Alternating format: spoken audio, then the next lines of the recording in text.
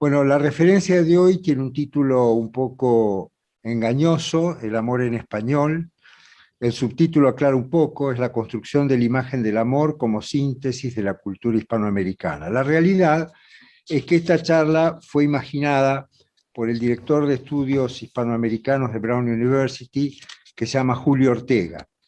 Y la idea es que esta era una séptima charla de un curso de 7 charlas, las primeras 6 dadas por profesores de literatura sobre el amor en la literatura hispanoamericana, y ellos quisieron que yo terminara este ciclo con una referencia al amor en en el arte hispanoamericano.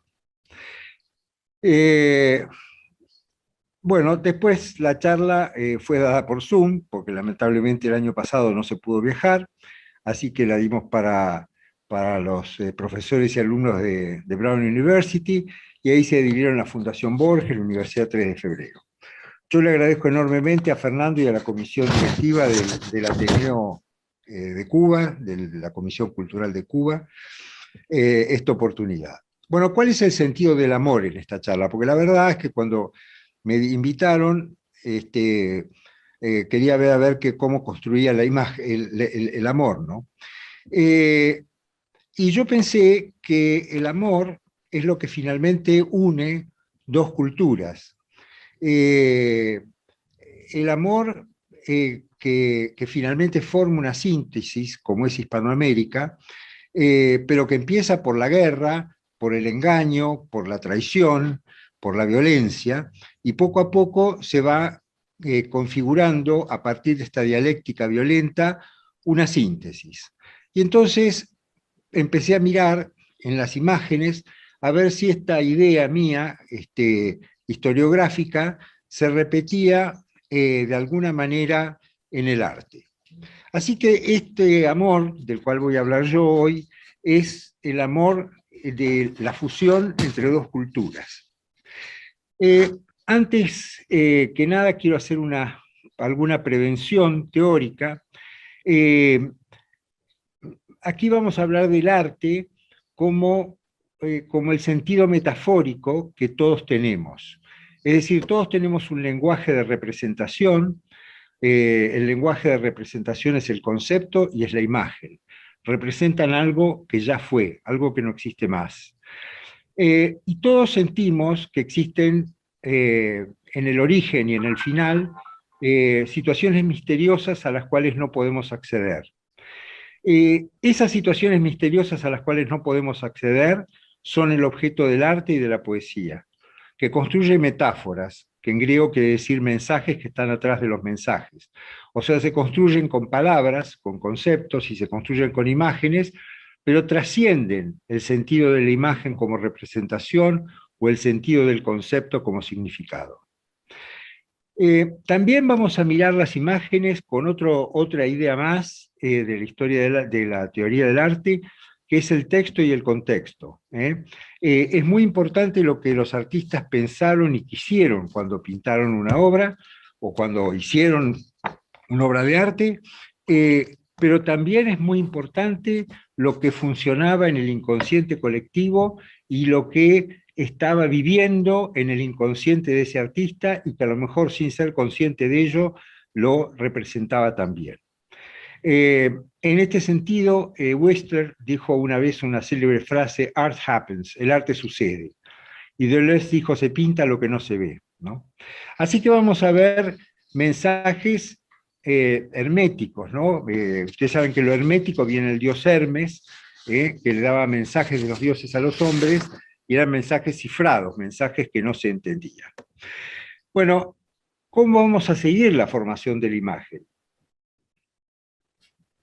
Vamos a seguir la formación de la imagen como, como si fuera la formación de una pareja, o sea, esta formación de la imagen hispanoamericana, y vamos a ir tomando ciertas categorías que nos vienen de un historiador del arte célebre, muy importante, de principio de siglo, que se llamaba Abraham Warburg, Avi Warburg, que era alemán, de Hamburgo.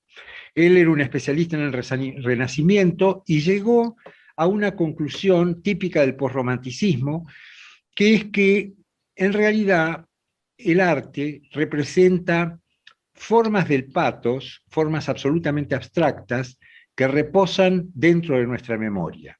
Y que siempre esas formas del patos, abstractas completamente, informales, son las que van surgiendo, de acuerdo a la historia, con distintas formas.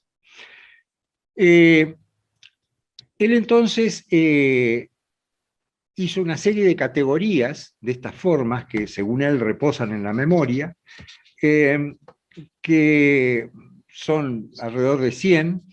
Hizo un atlas con esas categorías que se llama Atlas de las Pathformel, ¿no? Pathformel son cada una de estas categorías.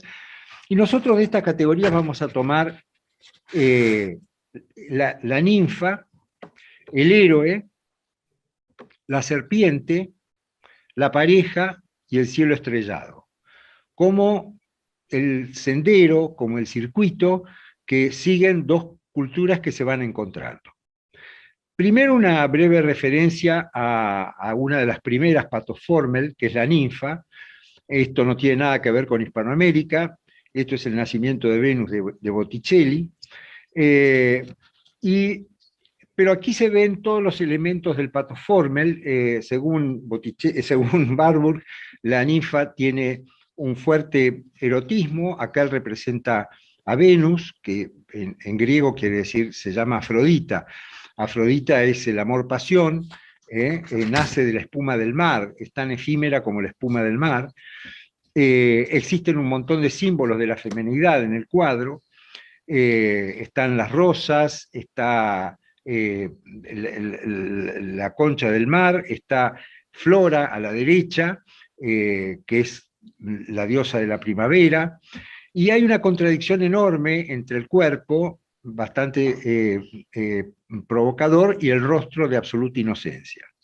La desnudez de la figura es de la figura platónica. Bueno, acá entonces Warburg encontró en Botticelli una primera representación de la ninfa. Ahora vamos a ver nosotros cómo eran las ninfas, estos Pathformel, en la historia del arte de América y de España, desde la conquista en adelante. Entonces, esta es la primera imagen, que es diferente del nacimiento de la primavera, ¿no? Bueno, esta es la primera imagen, esta es Xochiquetzal. Y bueno, está reproducida en un código que se llama Codex Telleriensis o Código Ríos, que fue hecho por jesuitas en el siglo XVI. Ustedes se fijarán que, bueno, Xochiquetzal es un ave que los mesoamericanos consideran de una enorme hermosura, y es un ave que vuela muy alto, por eso ya la consideraban el símbolo del espíritu, que llega hasta el cielo. Y Xochi quiere decir flor, o sea que es símbolo de dar la vida, de la sexualidad femenina, de la maternidad. Así que esta es una flor que representa la seducción, pero no es un amor terrenal, porque está Quetzal también, está el espíritu, está la llegada hasta el cielo. De manera tal que hay una especie de santidad maternal, está de alguna manera Venus, está de alguna manera Afrodita, pero también está impulsada por el Quetzal, por la llegada al espíritu. Ahora, hay una observación crucial en esta figura, que es que, como ustedes verán, esta es una obra cubista. Esto demuestra que el cubismo no es una invención de Cézanne, sino que el cubismo existe desde el Neolítico.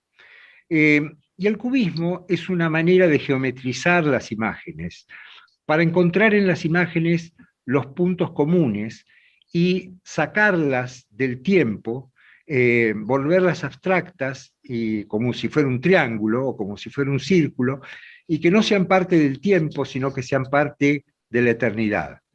O sea que las imágenes abstractas, las imágenes geométricas, o geometrizadas y abstractas, no pertenecen a las dos categorías kantianas del tiempo y del espacio, sino que son realizadas con un sentimiento de eternidad.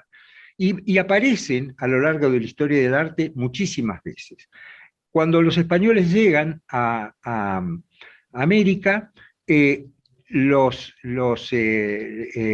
aztecas y los mayas están en un periodo geométrico, en un periodo abstracto. Así que Xochiquetzal es una figura completamente abstracta. Por su nombre intuimos que está el sexo y que está el espíritu, pero es una figura absolutamente fría y geométrica. Donde se unen, entonces, como dije y repetí lamentablemente, la flor, la feminidad y la espiritualidad. Ahora vamos a ver qué es lo que pasaba con los españoles en la misma época. Bueno, esta es la Venus del espejo de Velázquez. La modelo se llama Lavinia Triunfi, fue una amante de Velázquez en Roma. Es una mujer real, absolutamente pasional, es una representación sexual de la mujer, es una dadora de vida real, y esta figura está en el espacio, no es una figura abstracta. Esta figura está en el espacio y está sometida al tiempo. Esa mujer en algún momento se va a morir. Y está sometida absolutamente al espacio y a las categorías kantianas. Es existente. No es una esencia, es una existencia. Y por si no lo entendíamos, atrás Velázquez recurre a un elemento que usa también en las Meninas, que es un espejo. Y en el espejo se ve la cara de esta Venus, de esta Afrodita, se ve borrosa. Y lo que significa ese espejo con esa cara borrosa es que nuestras imágenes naturales, son imágenes de algo que fue, son de por sí mismas inexactas, irreales. Entonces, lo que está mostrando Velázquez por medio de este espejo, igual que en las Meninas, es que nuestras imágenes no son reales, aunque nosotros nos creamos que son reales. Ahora, vamos a ver otra cosa muy interesante. Este es Velázquez de nuevo, la coronación de la Virgen, y esta modelo es la misma que la anterior, es Lavinia Triunfi. Lavinia Triunfi. Acá lo que representa Velázquez es, bueno, la Virgen como dadora como mater originaria, le da la vida a Cristo, es una dadora de vida espiritual. Por si no se entendiera, hay un triángulo que lo forman Cristo, el Padre y el Espíritu Santo, que está allí la paloma con la luz. Son tres figuras, 3 es el número de la vida, del movimiento, 2 es el número del reposo, de la quietud, 3 es el número de lo dinámico de la vida. Pero la realidad es que sigue siendo una imagen real, porque esta Virgen, pintada por Velázquez, es una mujer completamente real, está en el tiempo y está en el espacio. Así que vemos acá una gran diferencia, varias diferencias entre la ninfa de la época, digamos, de la época de la conquista, la ninfa mesoamericana y la ninfa española. La ninfa mesoamericana es una sola, universal. Reúne dentro de sí la sexualidad, la vida, la santidad y la espiritualidad. Es una única representación y está fuera del tiempo y fuera del espacio. Es abstracta. En cambio, las imágenes españolas correspondientes a la ninfa son reales, están en el espacio y están en el tiempo. Y se requieren 2 imágenes para representar, por un lado, la sexualidad y la dación de vida, y por otro lado, la espiritualidad. No hay capacidad de síntesis para hacer una sola representación. Así que fíjense ustedes la distancia que significa esto. lo lejos que es el momento del arranque. Ahora vamos a ver la primera imagen de síntesis. Esta imagen es la nueva democracia de Siqueiros, donde él pinta a su mujer, Angélica Arenal, que es la modelo. Ahora, ¿por qué es una imagen de síntesis? Bueno, porque Angélica Arenal acá está pintada como una indígena. La obra pretende la liberación, la imposición de una democracia indigenista en México y en toda América. Tiene el fuego, la antorcha del nuevo indigenismo, y representa y pretende, digamos, representar la resurrección de las culturas originarias, una especie de lucha cultural contra Occidente. Pero ¿cómo se hace esta lucha cultural contra Occidente? Yo les voy a mostrar otra obra. Esto es La libertad guiando al pueblo de Delacroix. La heroína que va allí se llama Marianne. Está representando a Francia en el momento en que se libera la burguesía francesa del absolutismo monárquico. Ella, la libertad, es mujer, guía al pueblo. Tiene el pecho desnudo, igual que Angélica Arenal, lleva un gorro frigio, igual que Angélica Arenal, guía al pueblo, igual que Angélica Arenal, lleva una bandera, igual que ella. O sea que toda la simbología con la que Siqueiros representó a este nuevo indigenismo, a esta revolución indigenista en la cultura y en la política, está inundada, completamente compenetrada de un lenguaje universal, de un lenguaje occidental. Hispanoamérica o América ya pertenece a Occidente, ya pertenece a Occidente y representa sus ansias y sus deseos con los símbolos de Occidente. Está el gorro frigio, hay unos soldados nazis que están ahí padeciendo porque están perdiendo la guerra, en fin, hay una serie de símbolos que son totalmente occidentales.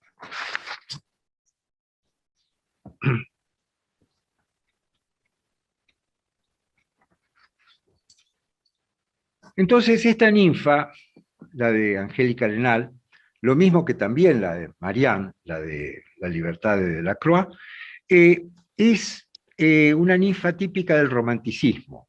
Es una nación, una cultura, una patria que está en lucha, ¿no? Ustedes saben que la guerra, los humanos tenemos muchos motivos para la guerra. Primero nos peleábamos por la religión, después nos seguimos matando por las naciones y últimamente nos matamos por la ideología. Veremos qué nos depara el futuro.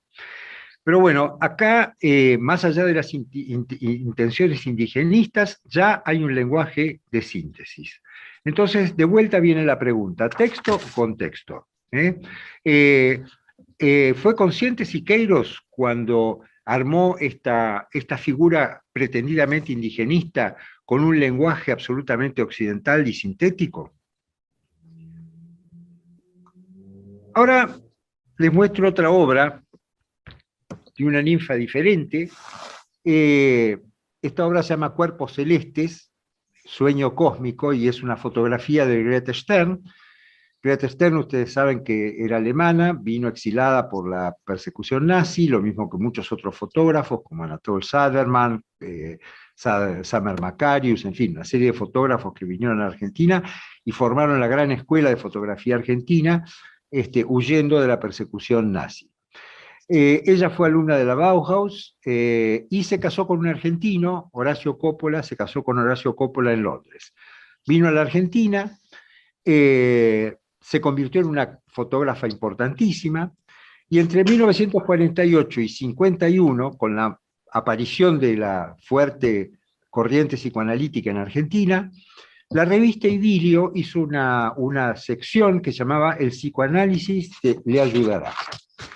Entonces, las lectoras le mandaban sueños a la revista y estos eran interpretados por el célebre Gino Germani, que se ponía un seudónimo, Richard Rest, interpretados desde el punto de vista literario y conceptual, y eran interpretados o representados por Grete Stern. Entre estas fotos está en una primera etapa el dadaísmo, en esta otra foto que yo estoy mostrando ya está el surrealismo, hay una fuerte influencia de Man Ray, de Georg Grotz. En las representaciones de Greta Stern hay elementos, muchas veces elementos siniestros, escaleras. Acá hay una ninfa cósmica, una ninfa que se ha escapado, ¿no es cierto?, ya de la realidad, absolutamente. Es una ninfa soñada, que se pregunta de alguna manera y que nos hace a nosotros la pregunta que siempre nos hacemos, ¿no? ¿Es la realidad la vigilia o es la realidad del sueño, ¿no? ¿Qué es lo que pasa de verdad? Porque no tenemos ninguna prueba de que la vigilia sea la realidad, que es lo que suponemos todo el tiempo. Así que el reino de la razón y de la representación, que son lo que imperan durante la vigilia, ¿son lo que sucede o lo que sucede es en el sueño, donde ya no imperan la razón ni la representación, sino solamente la metáfora? Esa es la pregunta del sueño cósmico o de la ninfa cósmica de Greta Stern. Ahora les quiero mostrar otra obra referida a las ninfas. Esta está explícitamente referida a las ninfas. Pertenece a una serie que se llama El misterio del niño muerto, y se llama Musas Ninfas, y es de una artista argentina que se llama Flavia Dardín. Es una foto editada como fotografía y pintada, de manera tal que tiene una diferencia muy grande sobre la foto inicial. La modelo es la misma Flavia Dardín, así que esto tiene un parentesco con las selfies, aunque en realidad es muy, muy anterior. Y acá hay una referencia clara a las ninfas. Ustedes recordarán que en Grecia las ninfas son representaciones femeninas que están en los bosques, en las montañas, en los ríos, y que de alguna manera son una referencia de la religión griega al animismo primitivo, a la religión que existía entre los griegos antes de la religión olímpica, ¿no es cierto? Las poses y los movimientos de estas ninfas de Flavia Dardín están detenidos en el instante, está presente el viento de Avi Warburg, y la escena festeja la elevación al cielo de un niño muerto. Y la pregunta es, ¿el niño muerto es Cristo?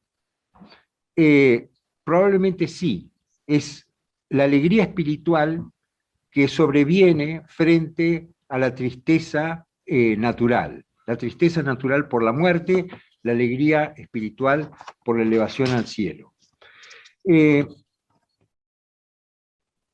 Estas imágenes, ¿no es cierto?, de Flavia Dardín, que son contemporáneas, tienen un parentesco muy fuerte con las de Greta Stern, porque son imágenes muy elaboradas y muy diferentes, por ejemplo, de las instantáneas de Cartier-Bresson. Así que la ninfa de Dardín de alguna manera representa una dimensión espiritual posterior a la muerte. Es una única figura, no necesita ella dos figuras para representar la sexualidad y la espiritualidad. De alguna manera, en este sentido, tiene un fuerte parentesco con Xochiquetzal. Aquí ya se demuestra que el lenguaje hispanoamericano encontró una síntesis. Ahora vamos a ver la siguiente categoría, como para que haya un amor. Para que haya un amor hace falta un héroe. Un héroe que se enamore de la ninfa. Los héroes siempre tienen un viaje simbólico, que va desde el deseo animal, del cual todos, digamos, somos un animal racional, o sea que desde nuestra animalidad, que tiene un deseo sin límites, y lo único que le puede poner límites al deseo es el intelecto. Ahora, el intelecto puede inclinarse hacia el cielo, hacia el misterio, en cuyo caso le está poniendo límite a este animal que nosotros somos también, o el intelecto puede inclinarse hacia el deseo, puede hacerse como decían los griegos, un intelecto utilitario, un intelecto que está al servicio del deseo y que en consecuencia tiende a animalizarnos todavía más. Los héroes, en general, tienen un viaje simbólico partiendo desde nuestro ser animal hasta todo lo cercano que podemos estar del espíritu. Los griegos simbolizaban el deseo con el mar, porque el mar es incontenible, inunda todo. La tierra es el intelecto, porque lo único que puede sostener al mar es la tierra. Por eso todavía hablamos de continentes, porque los continentes son los que contienen al mar, contienen al deseo. La tierra es el intelecto. Y el cielo, quilón en griego, caelum en latín, quiere decir lo vacío, ¿eh? Quiere decir lo vacío, no sabemos qué hay, pero está vacío, pero está. Y tenemos ejemplos de héroes, muchos ejemplos, Ulises, Hércules, Sansón, todos tienen viajes. Los trabajos de Hércules no es trabajos de un forzudo, son cuando él vence al león de Nemea, lo que está venciendo es el orgullo. Ulises, cuando entra en la isla de Circe, lo que está venciendo es el deseo sexual desenfrenado. En fin, los héroes lo que van venciendo en esos trabajos, los 12 trabajos de Hércules, todas las incidencias de Ulises en la Odisea, son los distintos engaños que le pone la animalidad para que el intelecto, en vez de inclinarse hacia arriba, se incline hacia abajo y se vuelva utilitario. Según Barbour, los héroes, porque él se fijaba en el clasicismo, tenían una retórica muscular, se expresaban muscularmente, expresaban todo esto que yo expliqué con la fuerza muscular. De alguna manera es verdad, porque Sansón, Hércules son representados como héroes de la fuerza. Pero la realidad es que los héroes van cambiando de vestimenta y de retórica. Así que en la Edad Media los héroes tienen armaduras o son santos, y entonces tienen halos. En el Renacimiento, los héroes del Renacimiento son genios, como Galileo, como Da Vinci. En la época de la patria, o sea, cuando entramos en el romanticismo, los héroes son los militares y los caballeros, y cuando entramos en la época de la ideología, en nuestro siglo, o fines del siglo XIX en adelante, entonces los héroes son los obreros y son los guerrilleros. Depende a dónde queramos poner el cielo, estará la retórica. Bueno, el héroe que yo les estoy mostrando, de vuelta, volvemos a la abstracción, volvemos a la misma época que están atravesando los pueblos originarios de Mesoamérica, y este es Quetzalcóatl. Pero al lado, después vamos a ver que Quetzalcóatl es doble, tiene otra parte que se llama Tezcalipoca, que es esta. Estos dos, como vamos a ver ahora, son uno. Quetzalcóatl es la serpiente emplumada. Se recuerdan ustedes que Quetzal era esa ave maravillosa que llega hasta el espíritu, y ¿cuál es la serpiente? La serpiente es el deseo, la serpiente se arrastra por la tierra. Entonces, Quetzalcóatl es una serpiente emplumada, es una serpiente que puede llegar hasta el cielo. Es un animal racional que con la razón puede llegar al cielo, un héroe. La serpiente normalmente en las mitologías habla, como la serpiente que le habla a Eva y la convence. Para los hebreos y para los griegos, la serpiente es siempre importantísima, ¿no es cierto? Después nos vamos a referir específicamente a la serpiente. Ahora, Quetzalcóatl entonces representa el héroe con éxito. Es aquel héroe como Ulises o como Sansón o como Hércules que logran que su intelecto se ponga al servicio del espíritu. Y entonces apuntan hacia el cielo, hacia lo misterioso, hacia lo vacío. Pero fíjense que el reverso de Quetzalcóatl es Tezcalipoca. Tezcalipoca es llamado, la traducción de Tezcalipoca es el espejo negro que humea. Es un espejo. De vuelta, volvemos curiosamente a Velázquez, con esa representación del espejo. Borges también habla del espejo y de los reflejos. habla de la inexactitud, del engaño que significan los espejos, del engaño, del reflejo, refiriéndose a la representación como mecanismo de nuestra conciencia. Tezcalipoca, entonces, es de alguna manera, es el intelecto, pero es el intelecto que se somete hacia el deseo, es el intelecto que solo tiene la representación, solo tiene el concepto y solo tiene la imagen. No tiene el arte, no tiene la metáfora, no tiene un intelecto que se inclina hacia arriba, hacia el cielo, sino que solamente se inclina hacia abajo, hacia el deseo. Así que Tezcalipoca, y fíjense que Tezcalipoca y Quetzalcóatl son uno solo, de manera tal que acá se da la situación inversa. Así como la ninfa en la cultura mesoamericana era única, en cambio, el héroe en la cultura mesoamericana está diversificado, son dos. Se necesitan dos para representar las dos distintas posturas del héroe. La postura del anverso, que es el héroe que se inclina hacia el espíritu, hacia arriba, y la postura del reverso, que es Tezcalipoca, el héroe, que en realidad no es héroe, que se inclina hacia abajo y que representa el no héroe, el héroe frustrado, que en realidad se inclina hacia abajo, hacia el deseo, hacia nuestra parte animal. O sea que, bueno, ahora vamos a ver, y así concluimos con esto. Este es la imagen del caballero de la mano en el pecho. Se llama así la obra porque no tiene nombre. Este caballero es absolutamente misterioso. No sabemos a quién pintó el Greco, no sabemos exactamente en qué etapa de su vida lo pintó, no sabemos nada. Se llama así porque Pío Baroja lo llamó así, se podría llamar de cualquier otra manera. Probablemente se llamaba con el nombre del caballero que él pintó. Este es el único caballero. Este es un caballero espiritual, lleva una espada, la espada en Occidente es el símbolo del espíritu. Fíjense el gesto de la mano.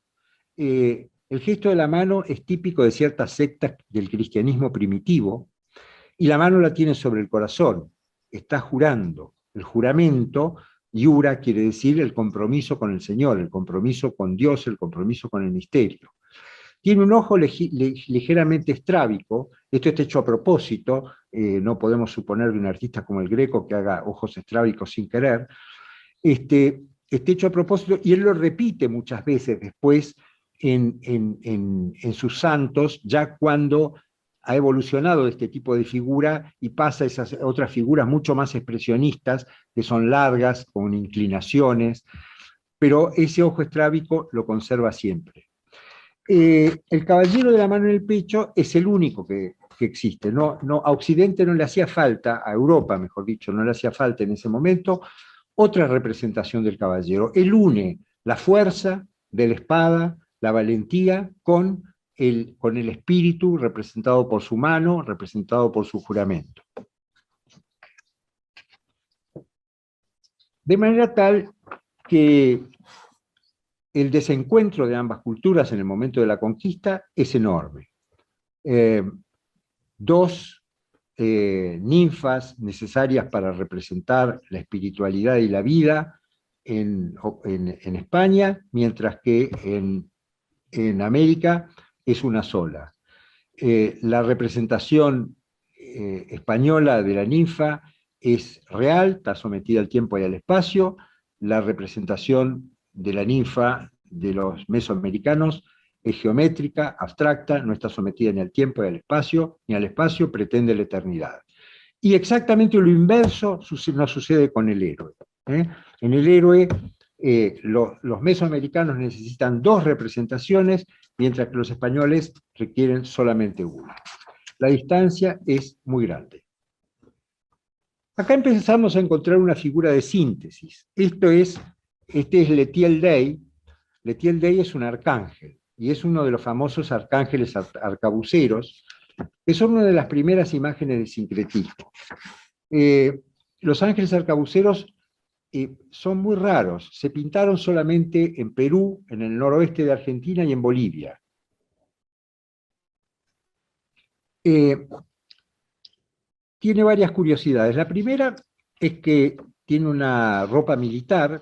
El diseño militar de esta ropa, de estas vestimentas de los ángeles arcabuceros, es un diseño de Jacob de Gheyn.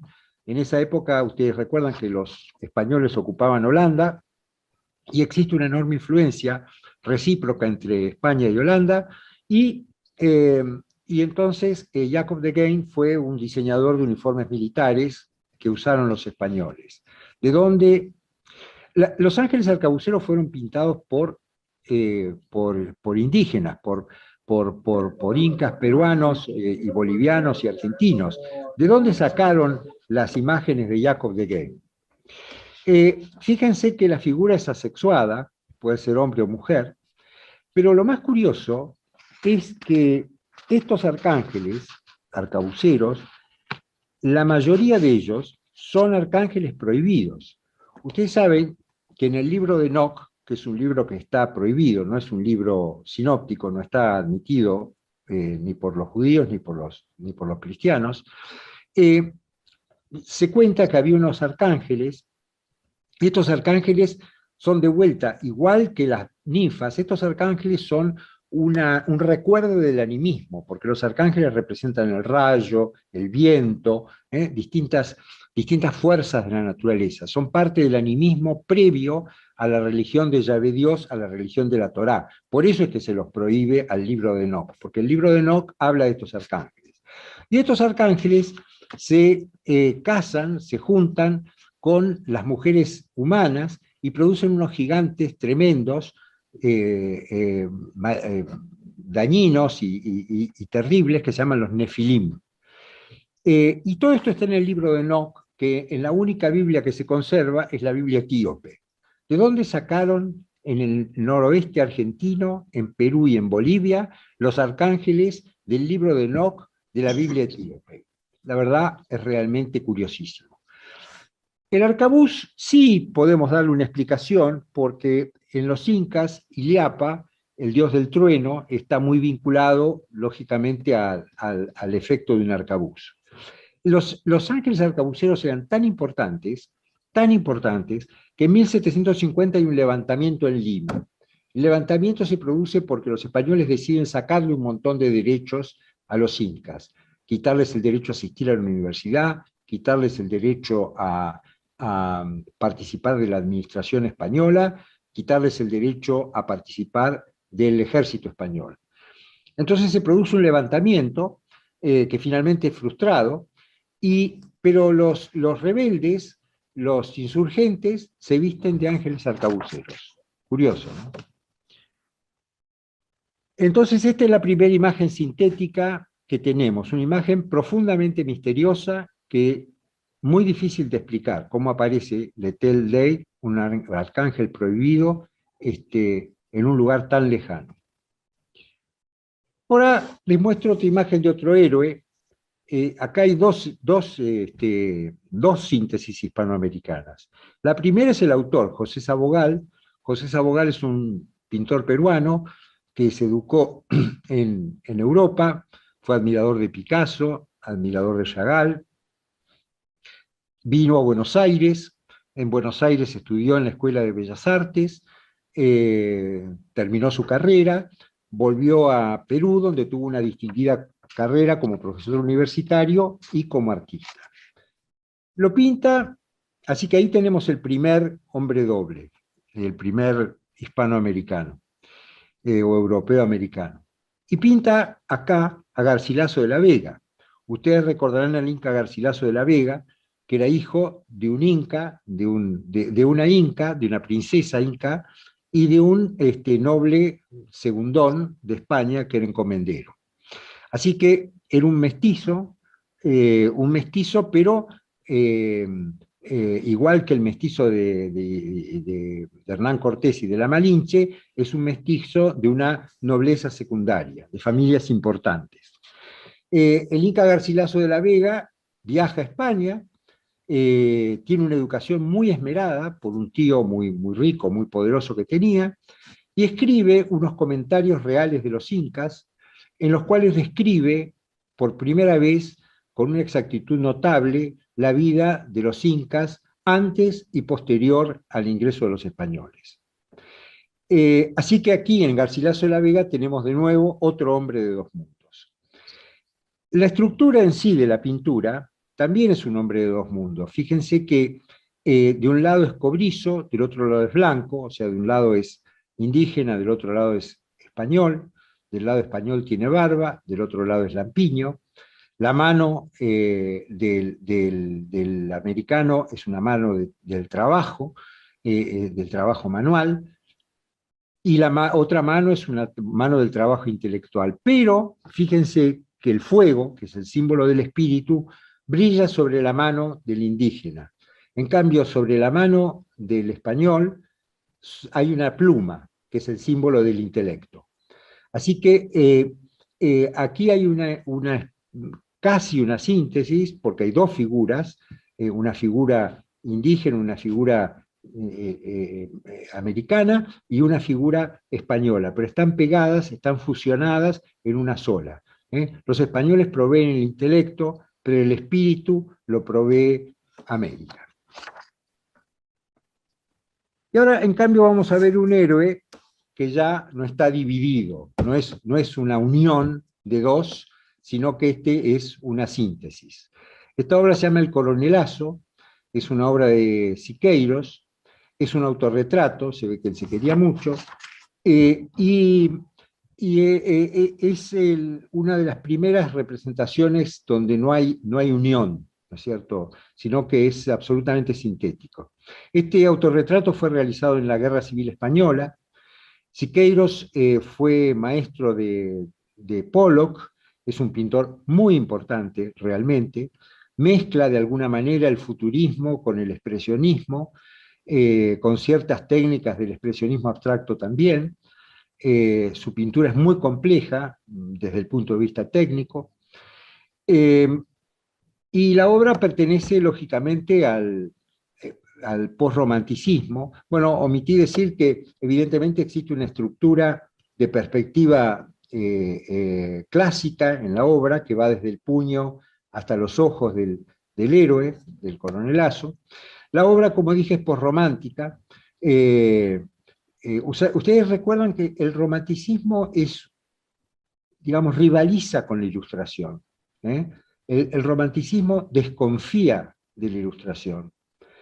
Y hay en esta época, cuando esta obra se pinta, hay un postromanticismo. Nietzsche, Freud, el surrealismo, Thomas Mann, Jung, son todos creyentes en la noche secreta del alma, en el misterio que tenemos en nosotros que es insondable. No son creyentes en la ilustración y en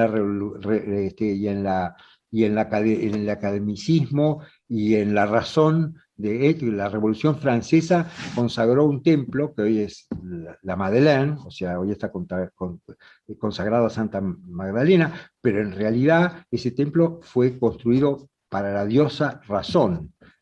La diosa era la razón. Así que existe una adversidad entre el romanticismo y la ilustración. Y esta es una obra típica del romanticismo. Es un héroe de guerra, es un mestizo, pero naturalmente, como dije antes, tiene la perspectiva clásica, la formación del expresionismo abstracto, del futurismo. No se puede negar que ya la síntesis existe en el lenguaje. Ahora vamos a ver el último héroe. Esto es una imagen que se llama Revolución Agraria, parece una historieta. Es una obra hecha por Ruiz Durán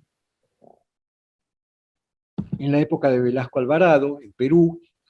Es un momento en que Velasco Alvarado quiere aproximarse a la Unión Soviética y a Cuba, imitando a Chile, hacer una estructura Chile-Perú que sea toda una estructura comunista. Ruiz Durán es un es un matemático muy distinguido, además de un ilustrador y un artista, estudió en New York University.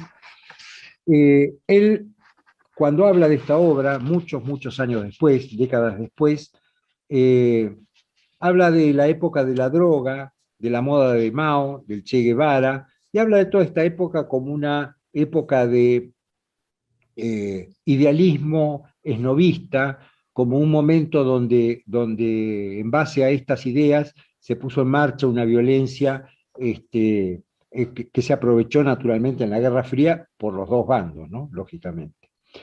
Eh, Esto es un encargo del gobierno peruano, donde lo que se quiere es promover la revolución agraria y la reforma agraria, perdón.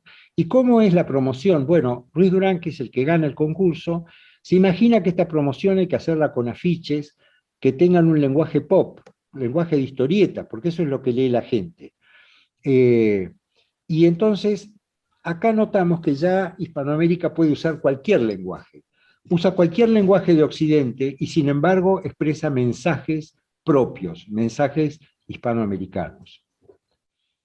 Eh, el uso del lenguaje pop es muy curioso, porque ustedes recordarán que el pop es una advertencia contra el consumismo. El pop se produce cuando la sociedad pasa del capitalismo, el héroe Henry Ford, que lo que quiere es construir cosas baratas y eficientes, a la sociedad de consumo, que es muy diferente del capitalismo, donde lo que se exalta es el consumo, inclusive se crea la obsolescencia programada. El pop, con las 8 latas de sopa Campbell o con las imágenes reproducidas en muchas veces, o estas imágenes de historieta que lo que implican es que se pueden reproducir infinidad de veces, es una advertencia entonces, consciente o inconsciente, de nuevo no sabemos si hay texto o contexto, una advertencia frente a este cambio incierto que hace la sociedad de Occidente desde el capitalismo, de la ética protestante, a una sociedad de consumo completamente materialista. Pero bueno, tenemos una ninfa y tenemos un héroe. Ahora lo que necesitamos es una serpiente para que los una. La serpiente es un símbolo dual, es el símbolo, yo diría, casi de la contradicción universal. Por un lado, es la representación en Grecia y entre los hebreos, por supuesto, que son nuestros dos pueblos anticipadores, ¿no es cierto? Es una representación de la vanidad del intelecto. La serpiente le habla a Eva y la engaña porque es más inteligente que ella. También es una representación de la unión de los sexos, de la reproducción, tiene un fuerte erotismo, es una representación de la resurrección, porque la serpiente anualmente deja su piel y cambia la piel por otra, de manera tal que para los hombres primitivos pensaban que la serpiente moría y revivía. Así que, de alguna forma, es también una representación de la vida eterna. Los griegos representan siempre también a la serpiente como la soberbia, no olvidemos la medusa que tiene todos cabellos de serpiente, ¿no es cierto? Eh, Cuando la serpiente tiene plumas o tiene alas, entonces es una serpiente que representa el engaño, la sexualidad, todas estas cosas, pero puede volar, puede llegar hasta el cielo, hasta el misterio, como el caso de Quetzalcóatl. ¿eh? Ahora, para los españoles, la serpiente está mal. Los españoles tienen inculcada la serpiente de la Biblia. Y la serpiente de la Biblia representa la vanidad del intelecto, la vanidad que le hace creerse a Eva que puede llegar a ser igual a Dios. La serpiente, además, es típica del engaño. La serpiente no le dice la verdad a Eva. La serpiente sabe que no puede llegar a ser igual a Dios, pero le engaña, y el centro de la cuestión es el engaño y la vanidad. Así que la serpiente también es símbolo del engaño. Y acá una curiosidad. Eh, en, Volvemos para atrás un minuto, ¿no? Porque fíjense el rol que juega el engaño en la conquista de América. Quetzalcóatl, que es una serpiente, según el cuento mesoamericano, pierde una guerra con Tezcalipoca. Pierde esta guerra y tiene que exilarse. Pero después de esta derrota está anunciado que Quetzalcóatl va a volver. Todas las religiones hay siempre el regreso, ¿no es cierto? Como Cristo que va a volver a juzgar a los vivos y a los muertos. Bueno, Quetzalcóatl va a volver y entonces lo va a vencer a Tezcalipoca. Va a vencer al principio del mal, que es Tezcalipoca. Ahora, cuando entran los españoles en América, los mesoamericanos, los mexicas, los aztecas, creen que quienes entran son las tropas de Quetzalcóatl. Quetzalcóatl está entrando y entonces no le ofrecen resistencia. Bueno, lo que hice es una introducción general sobre las serpientes. Esta obra, en particular, que tiene anverso y reverso, acá ven el reverso, esta obra es una obra de la cultura de Catamarca. La cultura de Catamarca es una cultura indígena argentina anterior a la invasión incaica, muy desarrollada. El disco es de bronce, estaban en la época de los metales, labraban metales, como se puede ver claramente. Es una figura abstracta, completamente abstracta. De vuelta volvemos a que no estamos en el espacio ni estamos en el tiempo. Pretendemos, con la abstracción, con la geometría, pretendemos la eternidad. La figura tiene en el anverso, tiene a la mujer con la serpiente que la cruza. Y del otro lado, tiene al hombre con las serpientes que le llegan al cerebro, al intelecto. Ahora fíjense qué curioso. Están el hombre, la mujer y las serpientes que los unen. Es igual a la mitología hebrea, pero estamos en el noroeste argentino, en Perú y en Bolivia. Estamos en Catamarca, peor aún. Estamos en Catamarca, en una cultura anterior a los incas, de manera tal que estos señores no pudieron tener ni noción de los hebreos. Existen ciertos contenidos, como decía Warburg, que están ocultos dentro de nuestra memoria, dentro de nuestro ser interno, contenidos misteriosos del pathos que surgen a la luz.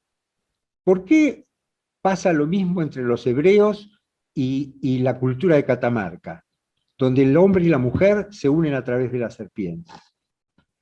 Ahora, en este caso, fíjense que la serpiente cruza a la mujer como si la esencia de la mujer fuera una esencia ofídica, ¿no? Una esencia de vanidad intelectual o algo por el estilo, o más bien digamos, muy cercana a la sexualidad. Tiene rayas en el cuello que se han interpretado como si fuera sangre que sale, producto de un sacrificio humano. El hombre también, las serpientes le llegan al cerebro, significan quizás, están más cerca de la soberbia que del deseo sexual. Que son los dos componentes de Adán y Eva, ¿no? La soberbia y el deseo sexual. Ahora, como no sabemos nada de la cultura de Catamarca, todas estas cosas que yo he dicho son puras fantasías interpretativas de los autores, ¿no es cierto? Que podemos creer o no creer, porque no tienen ninguna evidencia científica. Lo que sí es emocionante es esta trilogía: mujer, hombre, serpiente. Ahora vamos a entrar en una serpiente del lenguaje, porque hemos visto que las serpientes hablan y engañan, simbolizan el intelecto. Así que vamos a empezar a ver la primera serpiente del lenguaje. La primera serpiente del lenguaje es Malinche. Ustedes recordarán que Malinche es una princesa náhuatl que se enamora de Cortés y el de ella, forman una pareja y Malinche con Cortés tienen al primer mestizo, o lo que los españoles consideran el primer mestizo. Esta obra es de Antonio Ruiz. Participó esta obra y fue muy importante en una exposición surrealista que se hizo en México, que organizaron André Breton y Palen. O sea, una exposición surrealista realmente muy importante. Malinche, esta princesa nahuatl, fue intérprete, tenía una enorme habilidad para los idiomas, hablaba varios idiomas mesoamericanos, no solamente nahuatl y mexica, y aprendió rápidamente el español, con su gran habilidad. Así que era una serpiente porque además tiene dos lenguas, es bífida, dos lenguas, española y nahuatl. Dos lenguas que unen, pero que también pueden traicionar. Malinche es la diplomática de Hernán Cortés, es la que les habla a los mexicas, a los aztecas, y los convence de que pacten con los españoles. Los mexicanos todavía al día de hoy consideran tan traidora a Malinche que se califica de malinchista a un traidor. Esta Malinche de Antonio Ruiz duerme en este sueño surrealista con cierto grado de sensualidad, y de su falda, de la sábana que la tapa, nacen ciudades. Está naciendo México. México nace de Malinche. México nace de esta interpretación, de esta bifidia, de esta unión entre el lenguaje español y el lenguaje mesoamericano. Ahora les voy a mostrar otra ninfa más que se llama Ejercicio Plástico, que es un trabajo de Siqueiros, hecho en Buenos Aires. Esta obra está expuesta en el Museo del Bicentenario, lamentablemente no está en Bellas Artes. Y esta obra, como van a ver, es una serpiente en varios sentidos.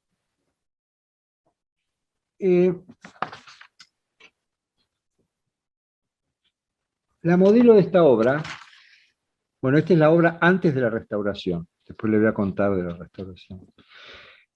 La modelo de esta obra se llama Blanca Luz Brum, es uruguaya. Una mujer muy linda, bellísima, súper sensual.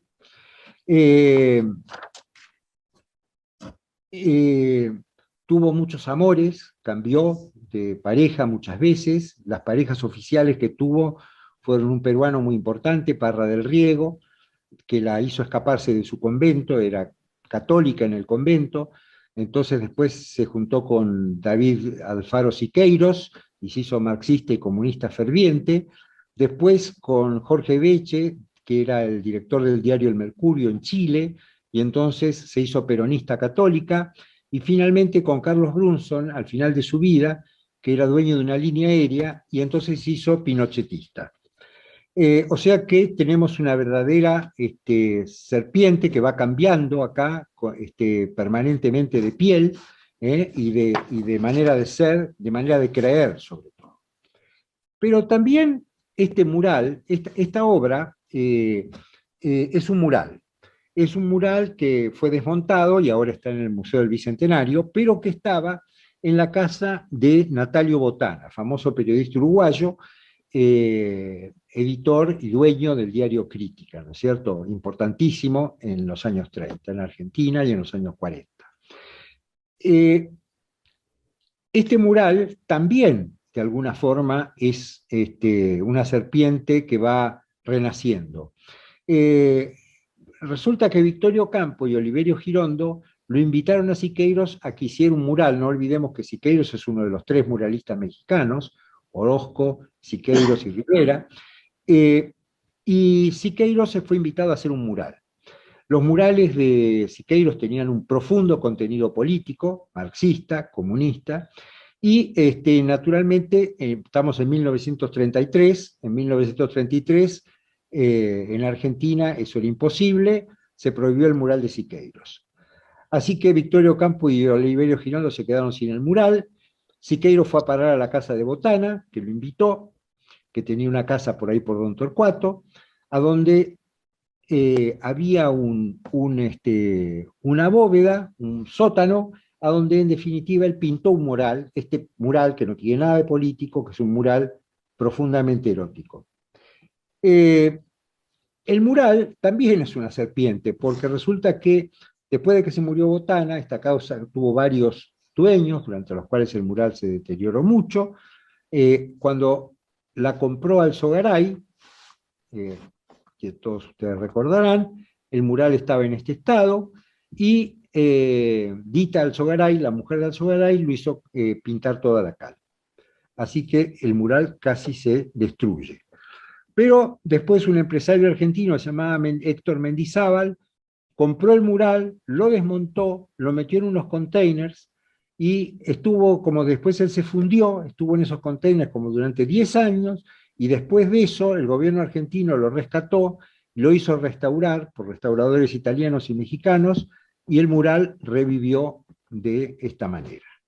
Así que también este mural es una serpiente que va reviviendo. El mural lo pintó Siqueiros, digamos el artista fundamental es Siqueiros, y sus ayudantes fueron Berni, nada menos que Berni, Spilimbergo y un escenografista uruguayo que se llamaba Lázaro. La técnica es muy curiosa, muy rara, muy moderna. Se hizo con fotos de la modelo y con filmaciones de la modelo, para no perder ningún movimiento, y se pintaba al chorreado como en el expresionismo abstracto. Se pintaba rápidamente mientras se mostraban las fotos y las filmaciones de Blanca Luzbrún. Mientras tanto, Blanca Luzbrún lo cambió a Siqueiros, que era en ese momento su pareja, por Botana, ¿no? Pero bueno, esto pasaba todo el tiempo con ella. La mujer, esta serpiente, abarca todas las paredes, todas. Cuando entramos en este, si alguien no lo fue a visitar, está acá cerca, cuando entramos dentro de esa bóveda, con paredes curvas, y el piso también está pintado, es como que esta serpiente nos rodea por todos lados. La pasión nos rodea por todos lados, no se puede salir. Y ahora, la última serpiente que les quiero mostrar es esta, de un belga, pero de un belga que es, digamos, que adoptó México, un belga mexicano, se llama Francis Alice, y la obra se llama No cruzarás el río antes de llegar al puente. Bueno, acá la unión es la unión entre dos tierras, por eso elegí esta obra, la unión entre España y América, o entre Europa y América. Tiene una serpiente que une a los continentes. Está exaltada la función de unión de la serpiente. Unión de sexos, unión de tierras, unión de culturas. Está la escalera. La escalera ustedes recordarán que es un símbolo sagrado. Está la escalera de Jacob, por la cual suben y bajan los ángeles, y desde la cual, arriba de la cual, Jacob, en ese sueño, en Betel, lo ve al Señor. Así que la escalera es símbolo de la ascensión al cielo. Acá, en vez de tener una serpiente emplumada, tenemos una serpiente con una escalera, una serpiente que también puede ascender hacia el misterio. Entonces ahora sí tenemos una ninfa, tenemos un héroe y tenemos una serpiente que los une, tenemos una pareja. Así que ahora vamos a ver las parejas de esta síntesis hispanoamericana.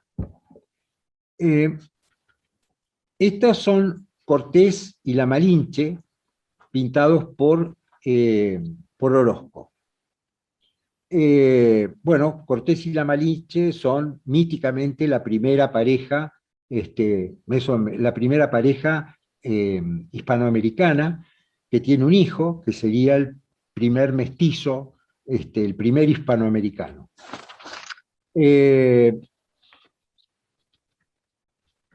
Cortés y la Malinche, como indiqué antes, tienen linajes parecidos, son de una nobleza menor, Malinche es princesa, Cortés es un segundón de la nobleza. Son entonces dos linajes parecidos, con dos lenguajes diferentes, pero que se logran entenderse, gracias a Malinche, lógicamente, que aprende a hablar rápidamente el español. Cortés no aprende el náhuatl nunca. Es la unión de dos lenguajes, de dos pueblos, y que dan lugar a una nueva cultura con este mestizo. Bueno, modernamente se ha interpretado que la mano que tiene ahí encima Cortés de la Malinche es un gesto antifeminista, etcétera. Bueno, dejemos esa parte de lado. Está claro que Cortés, digamos, tiene la piel blanca y la Malinche tiene la piel cobriza. Señalo esto porque después lo vamos a ver de nuevo. Ahora, esta unión, acá es una unión que se realiza probablemente por la sexualidad, por el amor, y también por esta cuestión de la lengua, por esta cuestión bífida de la Malinche. La Malinche es una serpiente que entiende todas las lenguas. Entonces, esta unión es una unión que simbólicamente lo predominante es la lengua, el intelecto, el poder hablarse, el poder comunicarse. Ahora vamos a ver todo lo contrario. Esta es La Vuelta del Malón de la Valle, una de las primeras obras donde se inicia la pintura argentina. Probablemente lo que se representa es la Vuelta del Malón de Bahía Blanca en 1859. Ustedes saben que los malones duraron hasta 1904. El malón se lleva todos los símbolos, ¿no? Lleva la cruz, o sea, se lleva la religión. Por ahí, si se fijan, no sé si se ve bien, lleva una valija que representa el dinero, se llevan el dinero, y también se lleva la mujer. La mujer es una cautiva, y hay una escena de erotismo muy potente, sobre todo si lo tomamos para la época, entre el indio y la cautiva. La moral de la época permitía esta unión suavemente erótica si era entre un indio y una cautiva, no entre dos personas blancas. Pero el salvajismo entonces puede ser representado como también como de alguna manera con este erotismo. Pero en definitiva, el indio y la cautiva no están unidos aquí por el amor, sino por la violencia. La cautiva se la llevan, la secuestran. Así que esta es la primera unión que se representa en Argentina, ¿no? Una unión causada por la violencia. Ahora vamos a ver otra pareja donde ya no hay violencia material, pero de alguna manera hay alguna violencia social. Esta obra se llama Wedding Cake, que está pintada por Berni en los años 70 en New York. Wedding Cake, o sea, torta de bodas. No se sabe si la torta es la torta propiamente dicha o la novia que está al lado. Porque la realidad es que la novia tiene un gesto claramente triste, resignado, es como alguien que se entrega a la ley del matrimonio, y es conquistada por una familia gris, completamente diferente de ella, ¿no? Hay un gesto entonces probablemente de conquista vía el ascenso social. Ya, digamos, los pueblos se comunican, la serpiente hizo su trabajo intelectual, hablan el mismo idioma, pero existe una diferencia social profunda que está señalando aquí Berni, ¿no? Y esto es un caso de unión entre gente absolutamente diferente en su origen. Hay integración, pero no tanto. También traje esta obra que me pareció interesante, de alguna manera es la reiteración de Argentina en la violencia, ¿no? En De la Valle teníamos la violencia de los malones, probablemente, como dije, del malón de Bahía Blanca en 1859. 120 años después, en Amores Segundo, de Carlos Alonso, que es una obra que forma parte de una serie que se llama Mal de Amores, de nuevo está representada la pareja, y esta es una pareja llena de violencia, de pasión y de lucha. No es una unión específicamente y exclusivamente del amor, sino que es una unión del amor con la violencia. Y no es casual, estamos en un periodo trágico. La Guerra Fría es muy importante en América del Sur sobre todo. Hay terrorismo, terrorismo civil y terrorismo del Estado. La vida es una tragedia en América del Sur, y especialmente en Argentina. Así que esta obra de Mal de Amores enfatiza el mal y no los amores, ¿no? Y finalmente he querido mostrarles esta obra, que también es de una pareja, por cierto, muy diferente de las anteriores. Esta obra es de Jules Solar, del año 20. Hasta aquí hemos tenido la violencia física, la violencia social. Esta obra, en cambio, hay algo nuevo. Esto es el amor después del amor, porque es la unión de una pareja en paz. Jules Solar, ustedes recordarán que tuvo una vida muy azarosa, se fue a Europa cuando era muy joven, vivió allí como 15 años, se educó entre Florencia, Milán, Múnich y Londres. Londres fue un lugar fundamental para él porque él allí entra en contacto con Aleister Crowley, una especie eh, digamos, de mago inglés, que le enseña la autohipnosis. Ya Jules Solar lo había conocido a Steiner en Múnich. Su nombre, el nombre de Jules Solar, ustedes saben que Jules Solar se llamaba Alejandro Schulz Solari. Jules Solar es un nombre que evoca la mitología, el misterio, el espíritu. El sol es siempre el símbolo del espíritu, ¿no es cierto?, en todas las mitologías.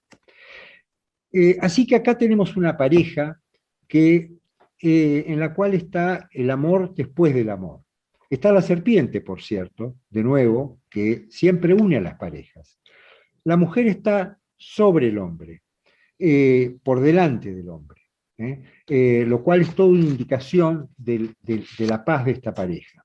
Está el sol, que representa el espíritu, y las formas, de nuevo, son abstractas, son geométricas, están lejos del tiempo y del espacio, son formas ideales, son formas que pretenden la eternidad. Así que esta es la última pareja que quería mostrar, una pareja del amor espiritual, que también simboliza a la cultura hispanoamericana. Bueno, finalmente hay una obra de Frida Kahlo que se llama El abrazo amoroso del universo a la tierra, Diego, mi señor y mi señor Solotl. Yo creo que en honor a la brevedad, como la pareja la hemos visto sustancialmente, podemos saltear esta obra haciendo una brevísima descripción. Las figuras son, el señor Xolotl es la más chiquita de todas, es un perro que está ahí por la izquierda. Xolotl es el dios que le entrega, igual que Prometeo, que le entrega el fuego a los humanos. Y el perro, y además es el dios del inframundo, es como el cancerbero, es el guardián del inframundo, el guardián del infierno. Hay un símbolo atrás que es el universo. La tierra está pintada está pintada cobriza, como los indígenas. En cambio, el universo es tanto cobrizo como blanco, como los españoles. Frida Kahlo, la mujer, lo sostiene a Rivera, y Rivera tiene un tercer ojo. Rivera está pintado como niño, pero tiene un tercer ojo, o sea que tiene una visión espiritual. Así que América acá es la mujer, ¿no?, que es cobriza, y Rivera es el español, que es blanco. Parecido a la Malinche, ¿no?, con Cortés.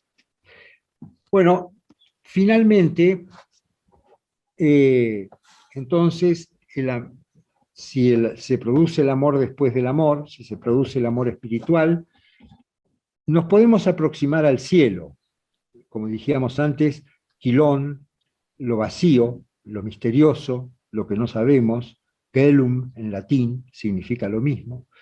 Nos podemos aproximar al cielo. La última categoría que vamos a describir de Aby Warburg en este viaje que estamos haciendo es el cielo estrellado, que es el último de los patos Forment.